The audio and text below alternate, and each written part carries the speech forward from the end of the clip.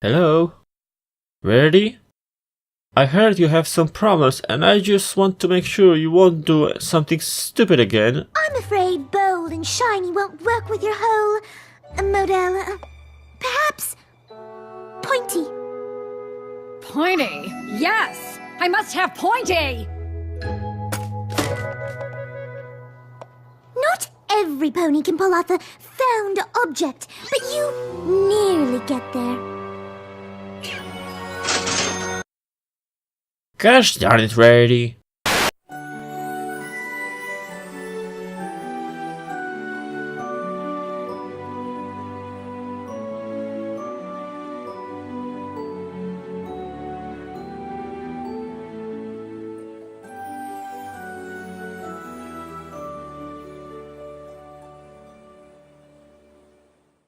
You know, having Fluttershy and Rarity paired together for the episode is like a white crow at this point.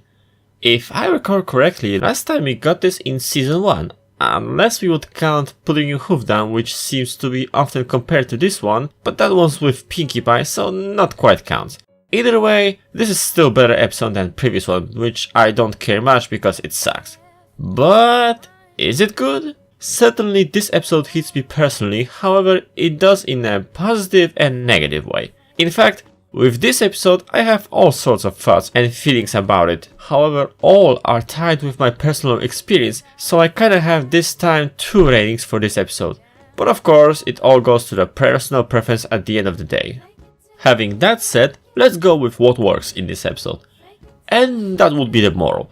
The message of gain confidence by being yourself instead of someone else. Because this episode exemplifies it great that this gives you a false sense of confidence, because at some point when you keep pretending, that other you might become its own entity in your body. Or in a less cryptic words, it's simply not your confidence but someone else's. I'm not trying to judge Fluttershy too hard, because she was out of her comfort zone in a completely new environment. And I can relate to her struggles because I'm in similar situations. However, as much as I was joking about emulating Finn the pony, I'm trying to be myself while talking some notes of how Finn would approach customers. And besides, trying to be him is impossible. None can be that big of a similar role. There is also a common point of this episode saying that Fluttershy personalities could be a sign of multiple personality disorder. But I made some research in the topic and in actuality it's not quite that. Sure, each personality is different from Fluttershy herself, which is actually a norm for this disorder. However, there are several factors that negate this theory. The biggest is the key factor of Fluttershy being aware of those personalities and remembering what she did as them. People with dissociative identity disorder are usually not aware of other personalities, neither they remember what happened when they were someone else. What is also important is the fact that Fluttershy made those personalities consciously, while in the case of DID, the personalities are created on its own in your brain, and someone with the disorder is totally not aware of the fact again. In other words, what Fluttershy did was just taking her act too far and too seriously. As for personalities themselves, they're fine. I'm not super crazy about them by any means, however, what's good in them is the fact how different they are. And I have to give props for Fluttershy herself for actually being able to pull off those personalities in a convincing way. Even a goth pony fell into Fluttergoth, while usually someone who really is a part of a subculture like this can detect someone faking to be one too. Or at least usually. It's actually interesting that no matter the personalities, she's able to actually be convincing enough by pretty much saying nothing, just some random words that together make a sentence with sense. With that being said, the middle part was still a little bit cringy. Unfortunately, too cringy for me. It's not the newbie dash level of cringe, but I'm still not a big fan of it.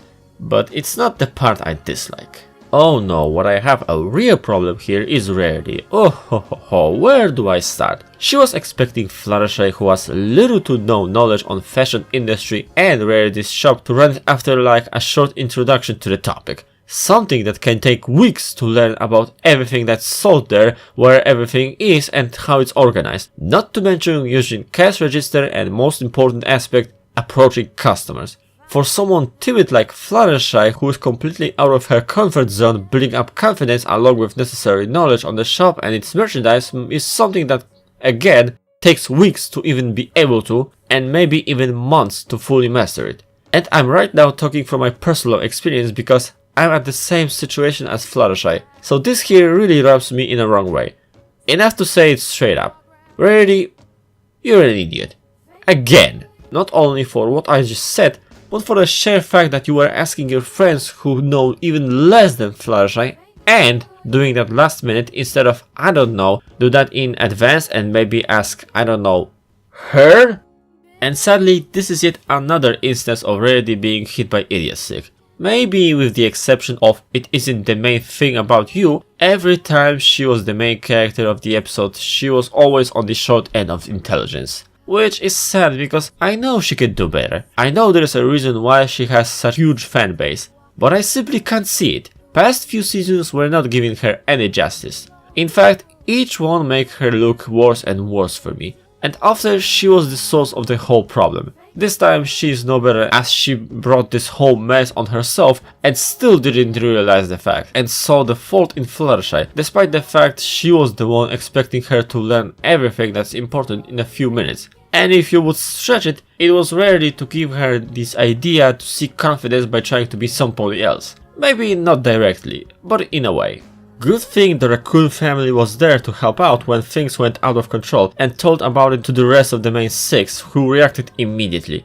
That is also an interesting perspective. A lot of time people might need a help of their friends, but they have their own issues to deal with and simply cannot lend a helping hand. But when those people are in dire need of all their help, like having hard time, said friends are ready to drop everything to support them. However, the border can sometimes be thin and depends on the kind of help said friends might need. As we've seen here. This episode is a tough one.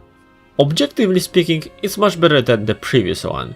It has substance, it has good moral, true to everyone, it even has some side message in friends knowing when their issues are more important and when they need to intervene.